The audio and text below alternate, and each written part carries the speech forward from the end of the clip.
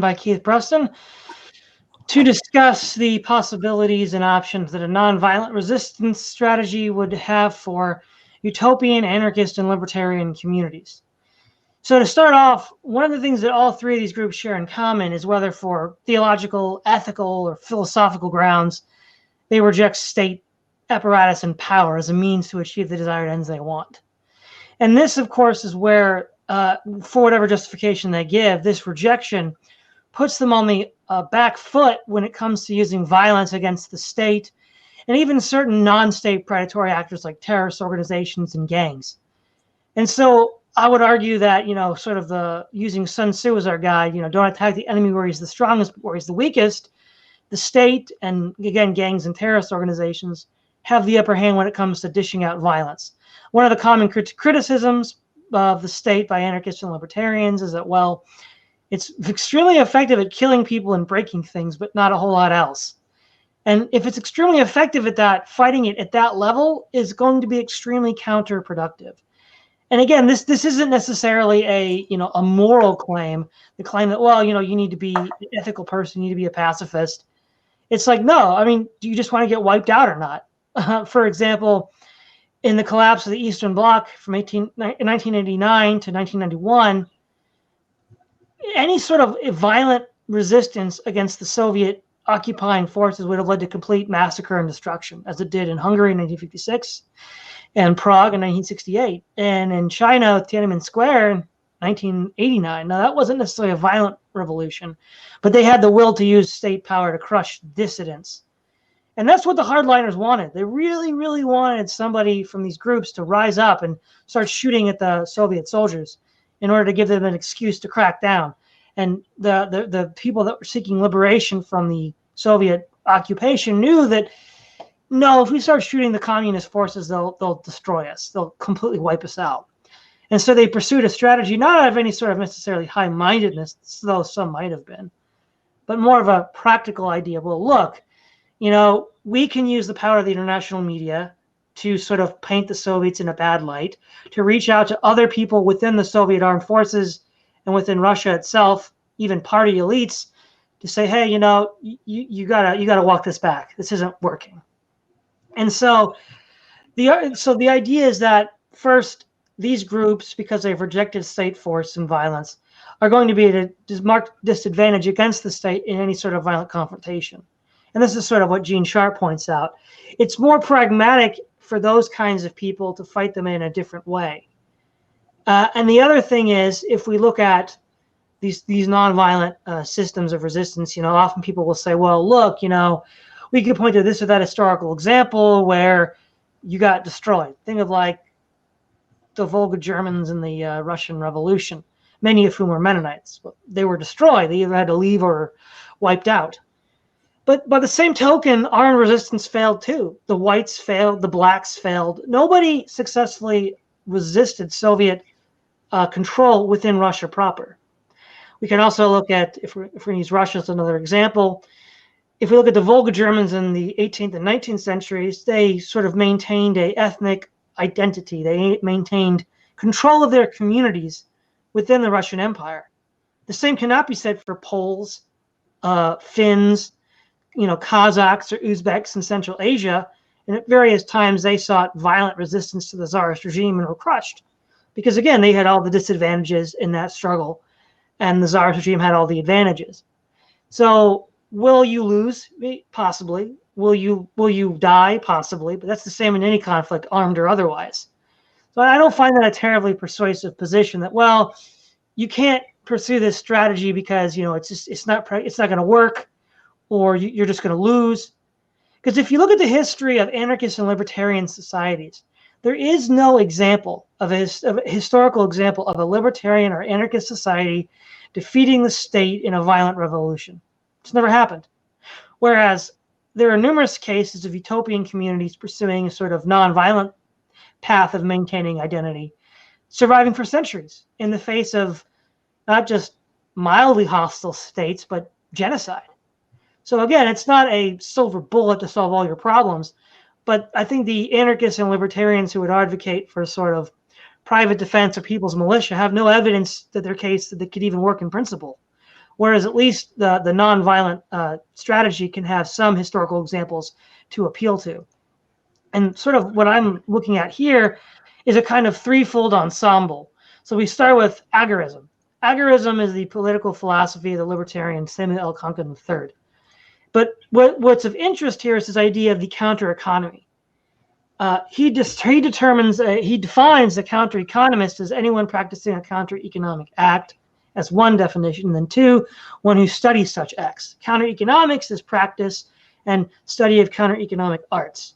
He defines the counter-economy as the sum of all non-aggressive human action which is forbidden by the state. The counter-economy includes the free market, the black market, the underground economy, all acts of civil and social disobedience, all acts of forbidden association, sexual, racial, cross-religious, and anything that the state at any place or time chooses to prohibit, control, regulate, or tariff. The counter-economy excludes all state-approved action, the white market, and the red market, violence and theft not approved by the state. So we see that agorism, and the whole point of this strategy is, to quote one of Samuel Conklin's colleagues, J. Neil Schulman, seeking the tipping point in a starvation curve is a revolutionary strategy of agorism in a nutshell. The starvation curve in biology is that point at which on the curve a biological organism, when it's starving, it can either lash out for food. Think of a predator that's hungry, it lashes out. But the tipping point of a starvation curve is when it's so starved and famished, it just lays down and dies. It doesn't even have energy to seek prey. And if you view the state as a predatory organism, then agorism seeks to find that starvation curve point and starve the state so it just lays down and dies. That's one strategy. The other strategy is of nonviolent direct action by Gene Sharp, where he argues that a cadre or a wide militia of trained individuals who are trained to do nonviolent direct action, such as things like boycotts, non-compliance, interposing themselves in front of, for example, like when someone would chain themselves to a tree for like a Earth Day demonstration, or if somebody were to refuse, say, for example, he gives an example in Weimar Germany during the Kapp push, where the militarists tried to take over the news presses, but nobody would cooperate. Since they didn't know how to use the presses, they couldn't get the word out to the people through newspaper or radio. And so through a sort of, and most famously, the test case of this would be the Velvet Revolution of 1989. An essentially nonviolent revolution was used to overthrow the communist Soviet forces within Czechoslovakia. And we could see solidarity in Poland, again, which is essentially a nonviolent resistance movement, which uses basically the same kinds of techniques that Gene Sharp would recommend. In fact, in his book, Dictatorship to Democracy, published in 1993, he makes reference to these examples as, successful examples and successful tactics. Now, my sort of ruminations on this are, if we look at, this is maybe a little more viable for a religious or utopian community, is what I call the principle of indispensability. If you produce a service better than anyone else, you become indispensable. And therefore, even people that might otherwise want to kill you are so reliant on that service you provide that they won't, because they know that in the long run, it'll be worse for them. And so at least 4 examples that I've highlighted would be agriculture, everybody needs to eat; medicine, everybody gets sick; education, most modern societies, but even in pre-modern societies, everybody sort of knew the importance of reading, which is why the clergy were so important, because they could read and write down the king's edicts. And then also private arbitration. So, for example, if you are dealing with groups that are on the outs of a state system where the courts are not in their favor, or where litigation is so litigious that you'll lose more money even if you win the case than it's actually worth the payout of the damages, private arbitration is useful. Historical examples of this would be, for the first 100 years of their existence in Bohemia and in Austria, the Hutterites pursued 1, 2, and 3, agriculture, medicine, and education. And they were widely considered the best. At one point, the Holy Roman Emperor himself had a Hutterite physician. One of the things that was so offensive to the Catholic Church and to the guilds at the time was when it came to issues of midwifing and medicine, everybody went to Hutterites. So the guilds were being shoved out due to competition. And these people on top of it were heretics. So they're like, oh, this has got to end. So they get kicked out. But then the economy would collapse. And they say, Holy Roman Emperor, can we bring these guys back in? Our economy's kind of in the tank right now. And that kind of ping-ponged for about a century until they were pretty much wiped out during the 30 Years' War, and they had to leave to Eastern Europe. So again, it's not a silver bullet, but under the almost worst possible conditions of a genocide by the Holy Roman Empire, they were able to maintain their identity for 100 years. The idea of private arbitration in modern times has two historical examples, at least that I can think of. The Chaco War in the 1930s, where Paraguay was invaded by Bolivia. There had been Mennonite colonies there for about a decade. And they basically took a sort of non-favoritist attitude where they gave medical attention to both parties and negotiated release of prisoners. So what we end up having is also in Brazil, Pentecostals have done the same thing with the sort of failed state with gangs and out-of-control police. They've sort of chosen a third way to not necessarily pick either side. And now they're the only people that the cartels will even deal with without shooting on sight. And one of the only ways to leave a cartel with your head on your shoulders is to convert to Pentecostal Christianity. They view that as an acceptable way out of the club. So we see that there are some historical examples of utopian communities using these methods successfully. And if you were to tie all of these together, I think you would have a relatively robust way to maintain a national identity over time. And what I would define as the success conditions is that your individual community maintains its identity over and against external threats consistently from generation to generation. 100 years, I would say, at least would be a success condition. There are many states that haven't even lasted 100 years. Think of like the Soviet Union, they only lasted 70. So with that as a success condition, I think we can look at historical examples.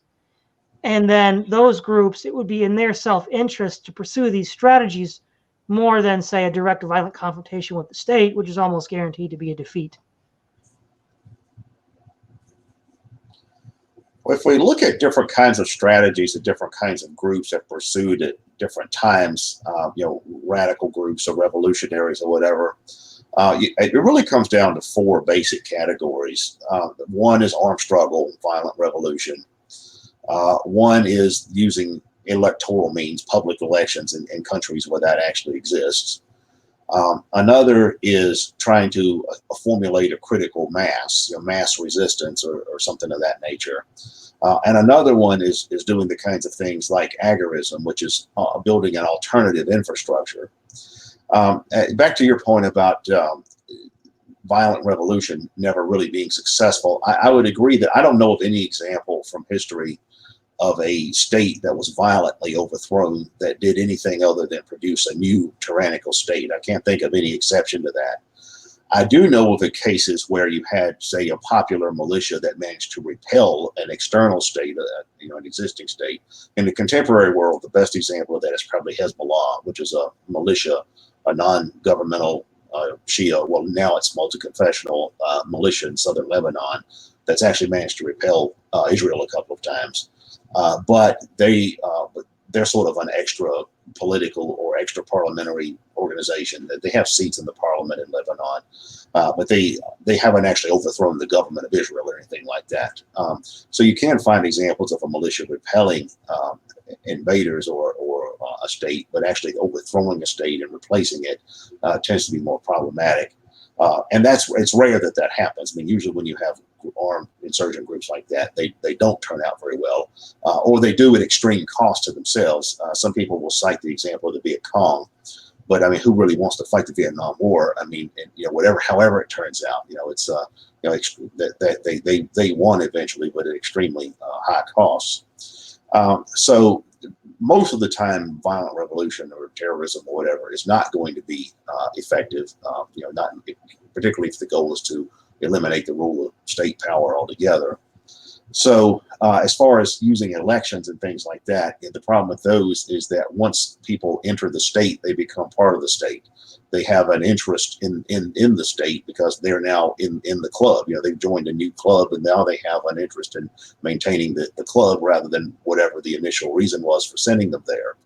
I think that, electoral politics, as far as a means of change, only works once there's a wider social or cultural consensus towards some particular goal. Then the political thing will just happen on its own. But there has to be the wider cultural or social consensus first. As far as the critical mass, that's similar to what you were saying about passive resistance.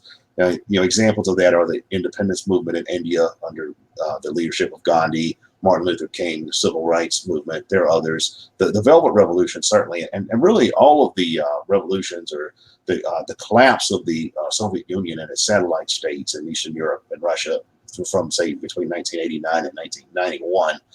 That was really a rather interesting situation, because you did have this very massive state apparatus that basically fell apart. Now, some people will argue, well, that a lot of that was engineered from the outside. You had Soros money, you had CIA money, and all that, but still, it wouldn't have happened without the level of popular resistance that happened on the ground level as well. I mean, what actually happened was that people just refused to comply. Even in Russia, you had the army being sent out to suppress protesters and things like that, and the army just wouldn't fight. There's the famous video of Nicolae Ceausescu's last speech in Romania, where the crowd just starts booing him massively, which was unheard of in a totalitarian society like that. It would be like if Kim Jong-un came out and gave a speech today, and everybody just said, forget this guy, we don't want to hear anything he has to say. So that was a matter of the public, or the people, withdrawing consent from the leadership. I mean, there's that famous essay that was written back in the Renaissance period, Discourse on Voluntary Servitude by Étienne de la Bataille, I think is his name. It talks about that. It says that rulership is dependent on the consent of the ruled, because if the ruled just simply say, no, we're going to withdraw our consent, if they do that in large enough numbers and with enough zeal and consistency, then the rulers, whoever they are, can't rule. So critical mass is a big issue. And then the other one is building an alternative infrastructure.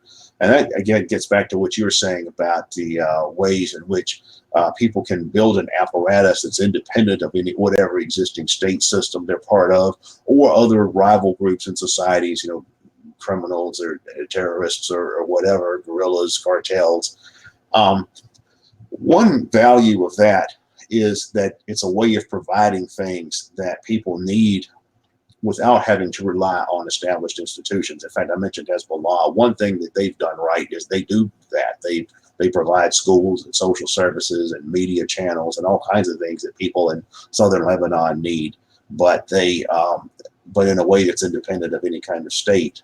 There's been other anarchist theoreticians like Murray Bookchin postulated the idea of dual power, the idea of you build an alternative infrastructures where you just gradually withdraw from the state system because you've got everything you need elsewhere, systems of agricultural production or healthcare or whatever.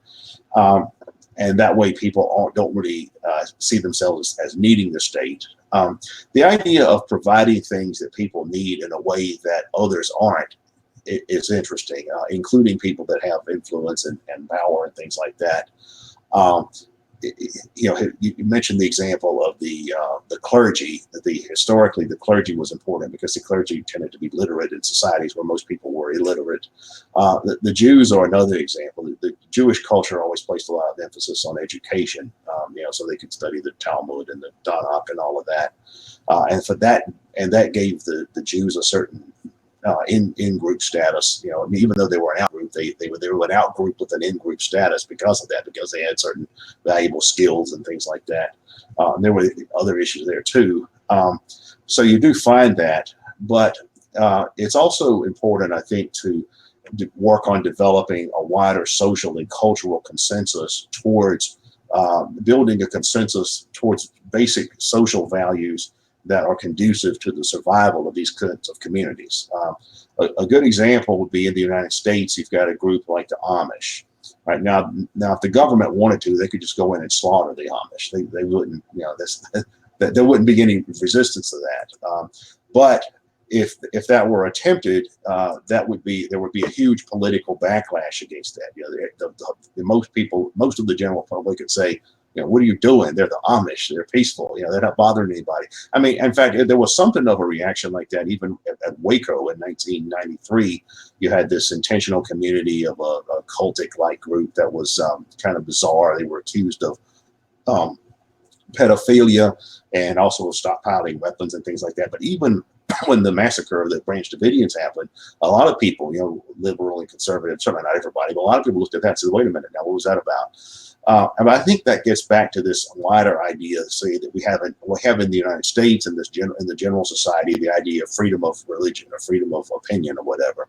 In the United States, it's not formally illegal to belong to any religion or any political group. You can start a political party in the United States that advocates anything. We want to, build spaceships to colonize the moon or Mars, or we want to bring slavery back, or we want to bring feudalism back, or something like that. And you can legally advocate for that in ways that you can in most places. And the same thing is true with religion. You can start a religion today that says, we're going to be sun worshipers, and I mean, there may be some limits on that if you want to practice human sacrifice or something. But the issue, though, is that there's this wider cultural consensus that says that's okay. There's this wider cultural consensus in American culture that says you can belong to whatever politics you want. You can belong to whatever religion you want. There may be some limits, but the human sacrifice, or I think sometimes parents, like the Jehovah's Witnesses or the Christian Science or whatever, that don't believe in medicine, they'll get in trouble if they deny their kids medical care or something.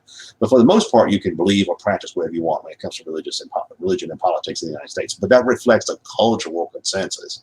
Some people say, well, it's the law, it's the First Amendment. But laws are worthless if there's no cultural consensus for upholding the law. I mean, there's all kinds of things that are the law that nobody pays much attention to anymore because, well, nobody cares.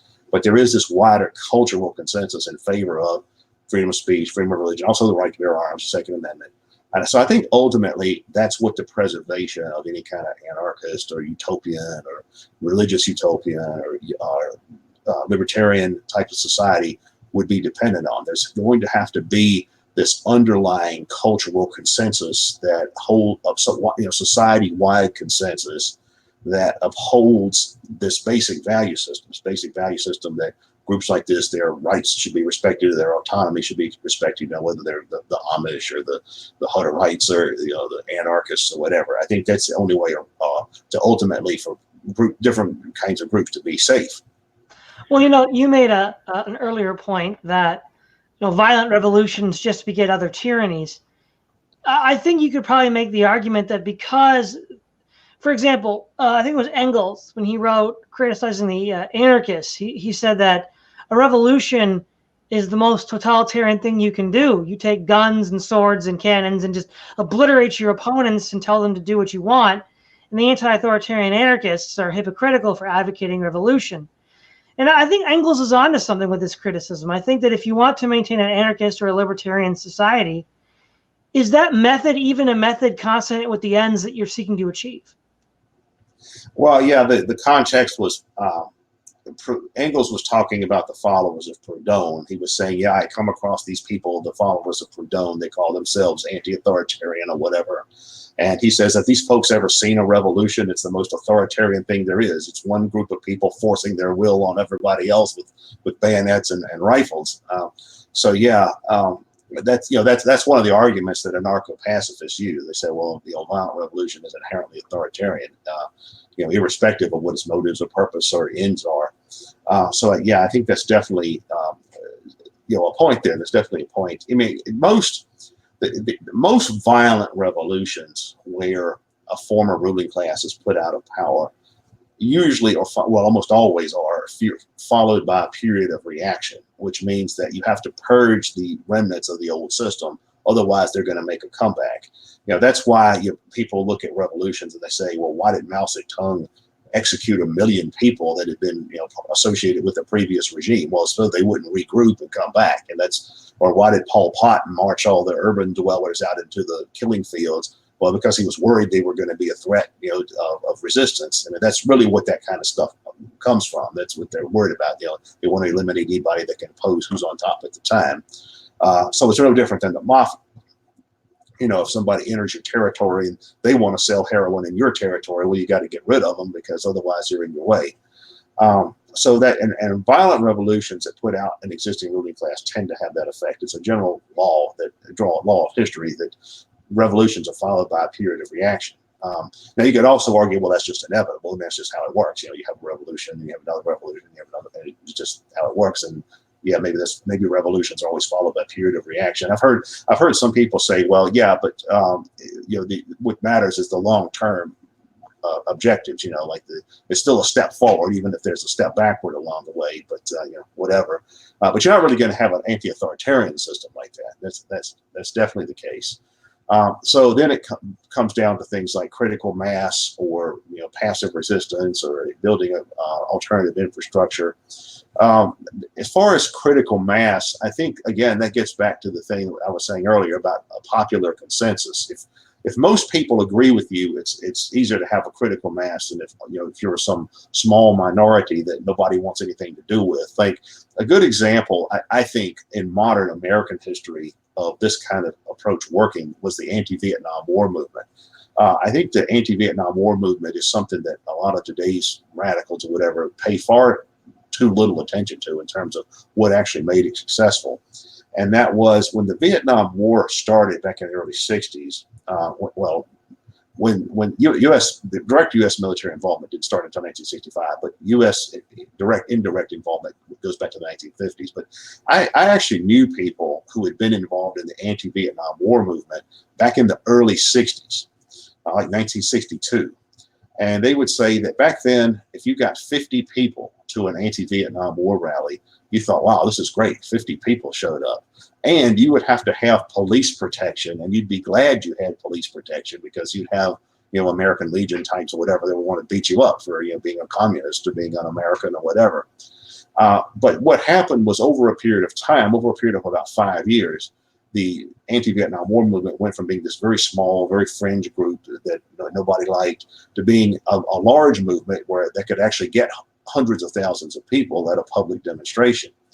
But what happened over time was that public opinion changed on the question of the Vietnam War to the point that consent was withdrawn from the war in Vietnam, to the point where you had soldiers in the service who said, well, we're just not going to fight. You had deserters and sit-down strikes by soldiers. You had people that got drafted that said, well, we're not going to go. I'm just going to go to jail or leave the United States altogether or whatever.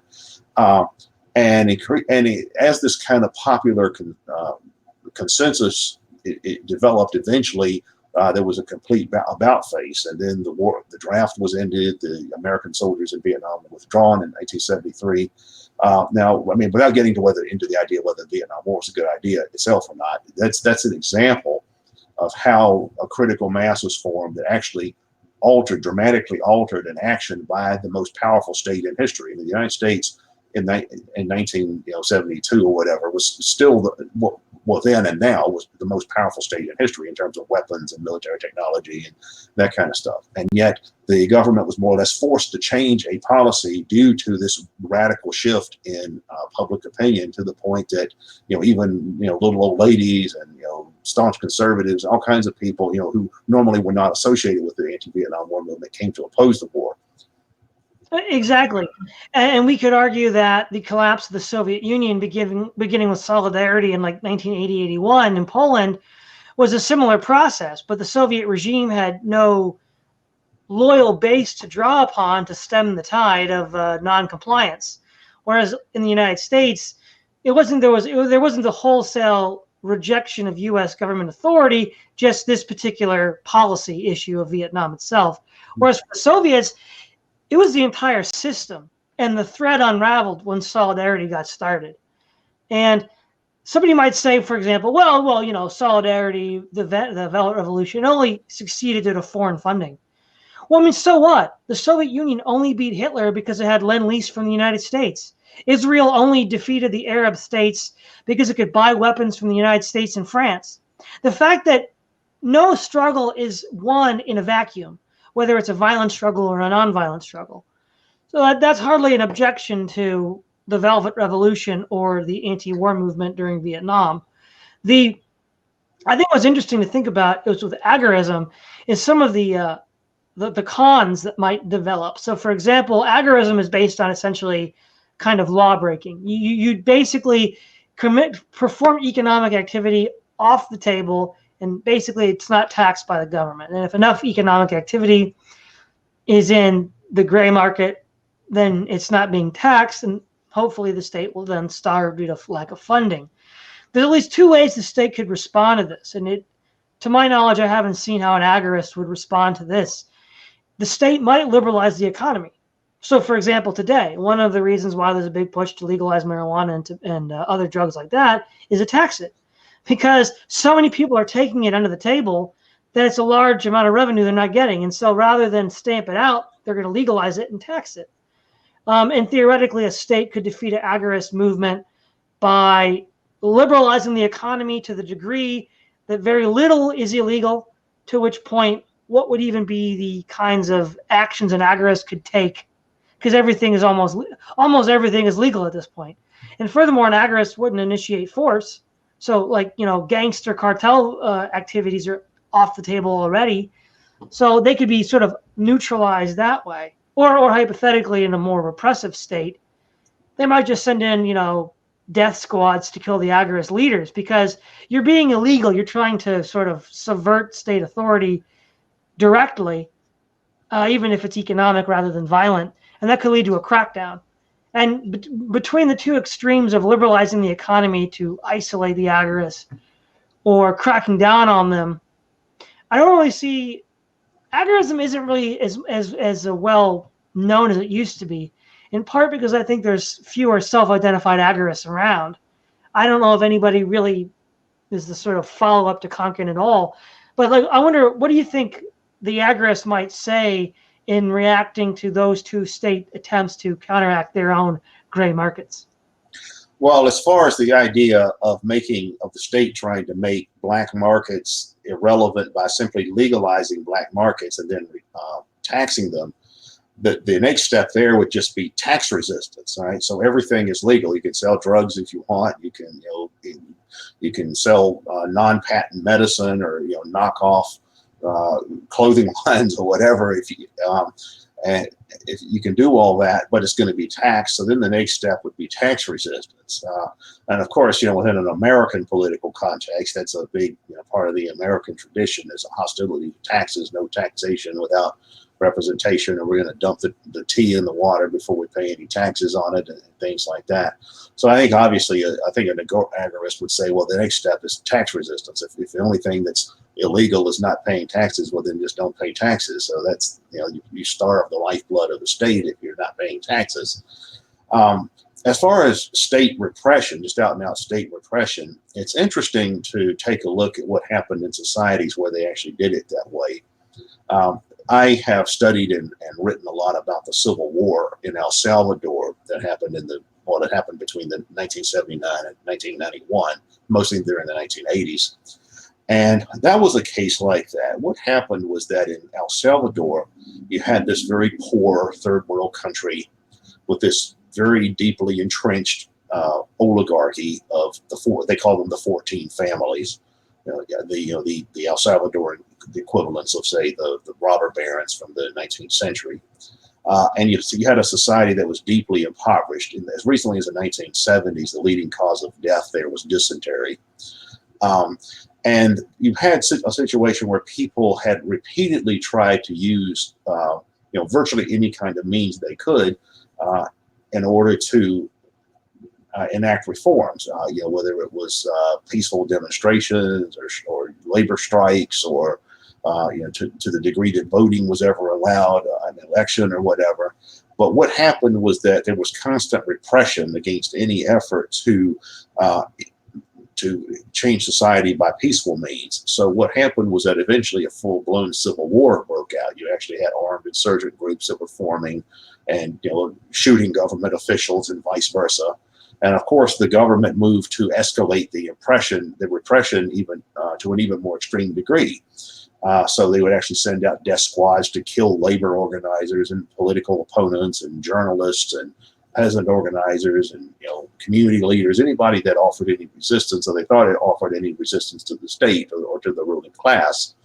And they did this in pretty merciless, pretty brutal ways. But the long-term effect that that had was to alienate even more and more people from the Salvadoran government. It, even people who were fairly, quote unquote, conservative, who were moderate in their political outlook, or from a more middle class or professional background, started thinking, wait a minute, now this is just getting really out of hand. And even the business community. There's an interview that's available on YouTube. I can't remember what the title of it is, but it's an actual interview that was of the former president of El Salvador. This guy was the president of El Salvador, Alfredo Cristiani, in the late 1980s, towards the last few years of the Civil War. And he's talking about this. He was saying, well, one problem we had, he talks in a lot of doublespeak in the interview, but it's somewhat amusing to watch, because he's saying, well, we knew that the way we were going couldn't really continue because it was really an impediment to economic growth. And what he really meant is, well, if we kept shooting people at random, foreign investors were going to leave the country because it was an unstable business environment, and so no foreign investors are going to invest in a country where there's a civil war going on. So they realized that they were really undermining their own position. Salvadoran government realized they were really undermining their own position by continuing to escalate the repression to this level. Now, for a while, they got away with it because the Americans were giving them something like $1.5 million a day to fight the war with. Although that became less credible around the time that the Soviet Union collapsed, because then the Americans couldn't really justify this by saying, well, we don't want any Soviet beachheads in Central America. If there is no Soviet Union, obviously there's not going to be any Soviet beachheads in Central America. So eventually the war in El Salvador ended largely because in part because the Salvadoran elite realized that they were pretty much strangled. They weren't going to be able to sustain their own system through massive repression, because all of their foreign investors were leaving, and then the United States was ending its financial and military support as well. So eventually they were forced to negotiate some settlements, some peace accords with the rebellion, which is how we got the Salvadoran system we have today, which is sort of not a marginally democratic country where the formal rebel forces are now one of the parties. So that's an example, though, of how critical mass develops, where the state actually becomes so repressive that it ends up alienating everyone, where most people are like, no, this is just a little too much, and the state starts to lose legitimacy. One reason, though, that terrorists will often do what they do is because they're actually trying to provoke state repression. A lot of terrorist groups are hoping that, well, in the name of curbing terrorism, the state is going to enact repression, and then they're going to alienate the masses as a whole, and then the state will lose legitimacy. Sometimes it works that way, sometimes it doesn't. But I do think, though, that as far as the agorist arguments go, there are certain weaknesses in the counter arguments against the agorist position, because when it comes to the idea of liberalization of the economy and simply trying to tax everything, that always can spur tax resistance. On the other side, if it's just going to be sheer repression, that's only sustainable for a certain amount of time as well. Yeah, exactly. One of the next strategy that we brought up was nonviolent direct action by Gene Sharp. Now, I do know one of the most common objections is they say to Gene Sharp, well, yeah, but would that work against, say, like Hitler or Stalin? Well, we can point to the success of the collapse of the Eastern Bloc in 1989 against a brutally murderous state, as we saw what it did in Afghanistan. It had no compunction against just slaughtering whole gobs of people. So the other thing is, okay, well, let's say, the worst case scenario is Hitler and Stalin. Well, Stalin wasn't defeated militarily. Hitler was, but look at what cost. It's like with Vietnam, right? It's like when the VC wins, what do they win? Like this bombed out crater full of skeletons. It's like the Soviet Union drove out Hitler, yes, but it lost like 30 million people, and Eastern Europe was a wasteland. I guess that's winning after a fashion, but is that really the kind of winning that these people have in mind? Because basically in his lecture in the 80s that he gave, Gene Sharp pointed out, well, look, NATO's current defense policy is if the Soviets invade Europe, we'll nuke them. Well, you nuke Europe? that's not defending your. I mean, that's a pretty crummy defense strategy, because if the Red Army invaded Germany and France, you just nuke France. Like, this isn't quite the same, but yeah, scorched earth, right? Nuking somebody and scorched earth lead kind of to the same residuals. One's just not radioactive. And so, yeah, I mean, I guess that is a successful defense, but, 30 million dead and your entire country ruined. I'm not sure that's a model we would seek to emulate in most cases. And then, let's say there is a worst case scenario that we can't win. Okay, so what? There's a lot of worst case scenarios that most people can't win. I mean, an armed resistance to the Soviet Union was largely unsuccessful. I mean, Afghanistan was successful, yes. That was late in the Soviet system, and it was already beginning to crack. Whereas earlier, it was very successful at repressing people that tried to stop it, both internally and with invasions. So, again, it's not the hidden assumption is if it doesn't work in this case, that means violence would work as well. That's not entirely clear. Yeah, well, as far as the conflict between the Soviet Union and Nazi Germany, I mean, what actually happened there is that the Soviets were successful in having what amounted to a jihad against the Nazi invasion, because what Stalin was able to successfully rally the Russian people to go fight for Mother Russia, not for communism. That wasn't really what they thought of themselves as fighting for. They were thought of themselves as fighting for the Russian homeland. So you had this situation where the Russians were able to overwhelm the Germans just through sheer numbers, at substantial cost. And you had a similar situation in the Korean War, where you had the Chinese troops would use these Chinese waves where they just try to overwhelm the opposition with sheer numbers, and they're prepared to take massive amounts of casualties. I mean, you can do that up to a degree if you have a population that's committed enough to this cause or this struggle or whatever that they're willing to take those kinds of casualties, and enough people are willing to put themselves on the line like that. But at the same time, you can also point to situations where people through mass resistance like that have done so in ways that didn't really involve a whole lot of violence or bloodshed. Another example I could give would be an obvious one: the Civil Rights Movement in the United States. The Civil Rights Movement was not violent. I mean, there may have been individuals here and there or something that were violent, and there were riots in some of the inner cities back in the 60s, but the organized civil rights movement was, for the most part, pacifist, in the sense that it was more about making this public statement of, well, we're going to resist, we're going to resist oppression. And what would happen is that the civil rights movement was very effective at using what are now called optics, because the civil rights protesters would march. They would march peacefully. And then you would see them being attacked by the cops, or you would see the sheriffs sicking dogs on them or attacking them with water hoses and things like that. And that stuff made it onto television. The images of that made it onto television, and ordinary people would see that and say, well, wait a minute, why are you sicking dogs on people and things like that?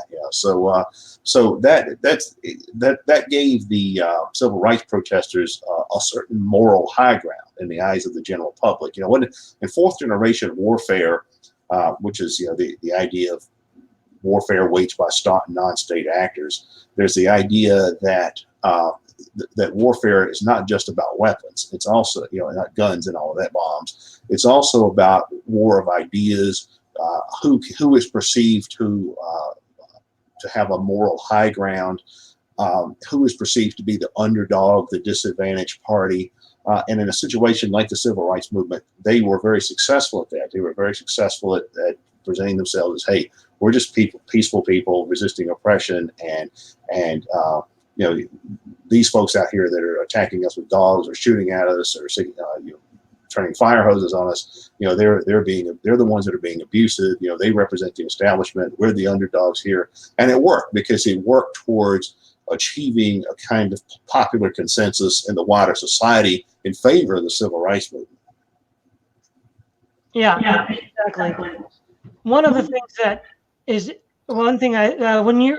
I'm getting a little bit of feedback from your end, Keith. Can you mute your side when you're not talking? If I could find my mute button. Oh, actually, I can do it for you. Yeah. So the other point would be the last series of positions that I brought up, the pros and cons there. I mean, obviously, building parallel infrastructure, providing services that people desire, and since you provide it the best or near the best, they're going to come to you. One of the obvious benefits is that people that come to you, two things are going to happen, especially if it has to do with like education or even medicine. You sort of get to shape people's minds. They come to you to learn, and then you teach them the facts of the matter, but also your own personal cultural norms are communicated as well through the style of education. So in that sense, that gets other people to think like you. And even if they don't come to study, but just come for the service, you build contacts, based on trust and mutual respect. So someone who may not ever join your group would say, hey, I like these guys. I think I like the Amish, right? Everybody loves the Amish. And if you pursue a strategy like that, if everybody starts coming after you, it's like, well, other people can be like, hey, why are you doing that, man? Stop. And another aspect too, especially if you sort of, I guess as a fifth option, I didn't really elucidate. The fifth option might be a kind of something more for a moralist or a humanitarian or a Christian, the idea of, Christ's statement of loving your enemies.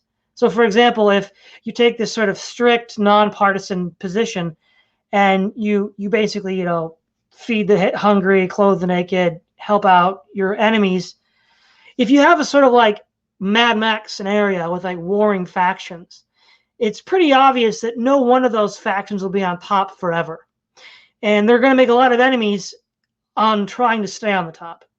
And so if you can sort of identify as the faction that helps everybody, irrespective of who's on the top or who's on the bottom, everybody has an interest in keeping you around. Because when they, when the wheel of fortune spins and they're at the bottom of the wheel, they have no friends but you. And everybody knows that. So everybody's going to be like, well, we may not like you, but we all run the risk of being losers one of these days, and we need to have one guy that's in our corner. And if you're that guy who's in their corner, they can all sort of have this treaty arrangement to just leave you alone. On a more interpersonal level, Anthony Beaver gives an interesting account of the mass rapes in Berlin by the Soviet army. He says, but again, I would like to emphasize the underpredictability of fate as well as of human nature. The week before I last received a letter from a man who has been a 13-year-old boy in Berlin when the Red Army arrived, there were 10 women and 10 children sheltering in their house near Wannsee. And when a Soviet soldier forced his way into the house intent on rape, the boy suddenly walked up and hugged him. The soldier was astonished and so deeply affected by this that he immediately became sentimental, having not seen his own family for so long. All thoughts of rape evaporated and the women were saved. We must not forget that many Soviet soldiers behaved with genuine kindness to women and children when they could have easily taken advantage of their power. So we see that, yeah, it's a one-off example, and we can't count on that. But then again, it's like saying it doesn't work every time. Well, neither does laying suppressing fire. Laying suppressive fire on an enemy position doesn't work every time either. So just because it doesn't work every time doesn't mean it's not a useful strategy to follow. And so by appealing to people's natural affection, even in like literally the worst case scenario, crazy Soviet rapists, it can sometimes work. Now, that wasn't an organized, planned resistance. One could argue if it was organized and planned that way, you might have had more women might have been spared. Who knows? But even that method has some virtue, I think, in utopian, anarchist, and libertarian communities resisting invasion and occupation. Well, I think another issue, too, is that among groups that are involved in resisting or defying the state or whatever in some capacity, it's important to develop a sense of solidarity among those who are under attack by the state. There's an interesting organization out there called the Startup Societies Foundation, which I don't belong to or don't speak for them, so just to be clear about that. But they have this idea of creating networks of startup societies all throughout the world of different kinds, and eco villages and communes and micronations and floating nations on the ocean and stuff like that. All kinds of ideas that are very similar to the old utopian colony ideas that you found in the 18th and 19th century. It's sort of a modern version of that. A lot of them are very into tech, blockchain and Bitcoin and all that kind of stuff. But they have this idea that for these kinds of startup societies to develop and evolve, what would have to happen is that, first of all, they would have to avoid conflict with political authorities. It's not about trying to create revolutionary movements per se that are going to overthrow existing governments or anything like that. It's more about the idea of flying under radar. It's more about the idea of building an alternative infrastructure of the type I was describing earlier, and then having that serve as a functional model for an alternative society, but also building solidarity with people that are doing similar things, including people you don't necessarily agree with about certain things. I think that kind of way of building a cultural consensus towards the protection of these kinds of groups is something that's very helpful. In fact, you can see examples of groups that have tried to start projects like this and failed because they didn't follow these kinds of guidelines. One of these was the Rajneeshpuram community, which was sort of I guess it was a Hindu influenced community. I don't think they were really Orthodox Hindus, but this was a group that existed in Oregon in the 1980s. And you had members of this Rajneeshpuram sect that came and largely took over this particular town, but they did so in a way that was very antagonistic towards their neighbors and people around them. And eventually, I think the leader of this group was got in some trouble with the law or something like that. And the people in the community were happy to see these people go because they viewed them as troublemakers and interlopers. So it's important that you're not developing a hostile relationship with people around you when you are trying to form some kind of utopian colony. There's plenty of other examples. There's a group called Liberland, which is a libertarian group that they wanted to start an intentional nation in Central Europe near the Croatian border. And one mistake they made was they went into this project with both middle fingers blazing, saying, well, we're just going to do what we want and forget you. And that actually created a lot of conflict between them and some of the surrounding authorities as well, where I think if they had simply flown under radar, they would have and did this in a more subtle way, they may have been a lot more successful in the long run. So these kinds of tactics are very important. Building solidarity among these kinds of groups and then using tactics that aren't going to antagonize people around you is very important. Because if the powers that be really want to get you, they can. Waco was a good example. I mean, they decided they didn't want these folks around and just they sent out the ATF and then they sent out the tanks and rolled them over. And there have been plenty of examples of that historically of different kinds of communities that have been wiped out that way for whatever reason. But if there is a wider social consensus in favor of these kinds of groups, and there's a sense of solidarity behind these kinds of groups, and if utopian colonies do not act in a way that's antagonistic towards the wider society, I think that they're in a much, much better position for self-preservation. Yeah, exactly. So, for example, I think it bears repeating the sort of win conditions for these groups. Utopian communities, libertarians, and anarchists. Now, utopian communities don't necessarily seek to envision a future in which the entire world is like them. Libertarians and anarchists, depending on who you talk to, some tend to envision someday when the state is totally abolished everywhere. What I'm advocating today does not entail that as the end game to be successful. That's a very grandiose end game that I don't see a lot of evidence for. But what I do see evidence for is if we define the win conditions as maintaining your culture from generation to generation for maybe a minimum of 3 generations, 100 years, then that's a win condition, because even the Soviet Union didn't pull that off. And so these methods have given people those win conditions. So, for example, the Hutterites have been around for 500 years. They've been driven all over the world to escape persecution, yes. The Jews have pursued these strategies since the expulsion from Rome from Jerusalem in 70 AD. So it doesn't mean that it's easy, but these do satisfy I think the narrow set of win conditions that most of these people would agree to. And oftentimes violent resistance is a catastrophic failure. The Confederacy, the whites, the Nazis, people that were the Native Americans that resisted the United States, whatever you think of these people and their values, violent opposition was complete annihilation. And that's definitely a lose condition by anyone's definition. Yeah, well, the examples that you just gave were examples of population groups, really entire societies that were involved in trying to exist some sort of external force that was greater than they were. In the case of the Native Americans, it was the colonial invaders from Europe, and then later from the United States. In the case of Nazi Germany, they were trying to resist the major financial powers, the England and America and so forth, unsuccessfly after their defeat in World War I. And then there's plenty of other examples as well. But even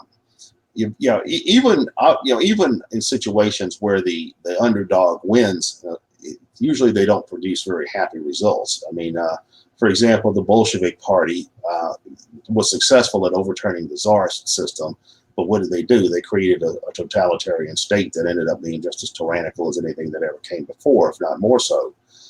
And you can find plenty of examples of that as well.